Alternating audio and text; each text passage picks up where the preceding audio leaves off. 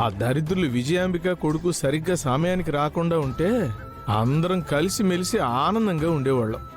అయినా మీ అమ్మ కోపంతో అర్థం పర్థం లేకుండా మాట్లాడినది.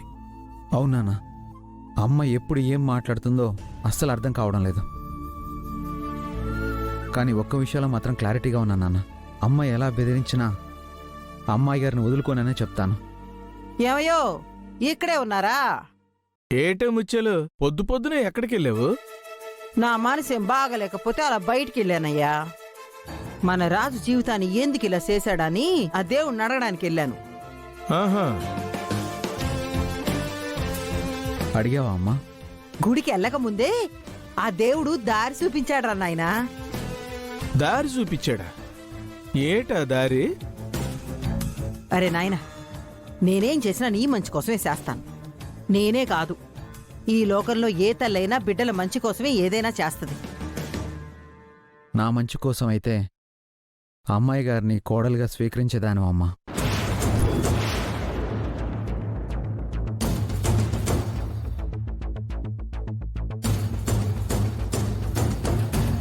స్వీకరించానురా నాయనా.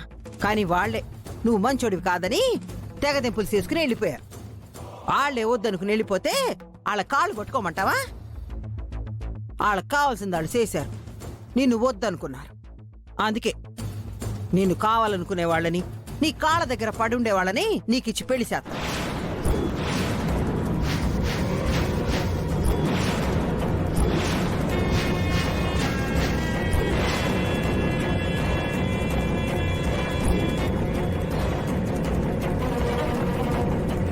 మళ్ళీ పెళ్ళేటే ముచ్చెలు? చెయ్యాలి కదయ్యా, మన వంశానికి వారసుడు కావాలి కదా. శ్వేత మంచమ్మాయి, ఇంత జరిగినా నిన్నే పెళ్లి చేసుకోవాలనుకుంటుంది.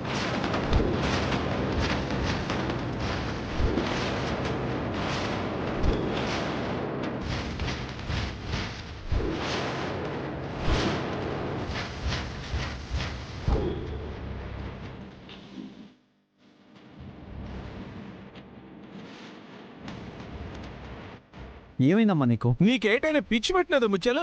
లేదు, బాధ్యత గుర్తొచ్చింది. ఆ రోజు రూప గర్భవతి అని తెలిసినప్పుడు శ్వేత ఈ పెళ్లి నుండి తప్పుకుంది. కానీ ఈ రోజు ఆ రూప నీ జీవితంలో లేదు కదా.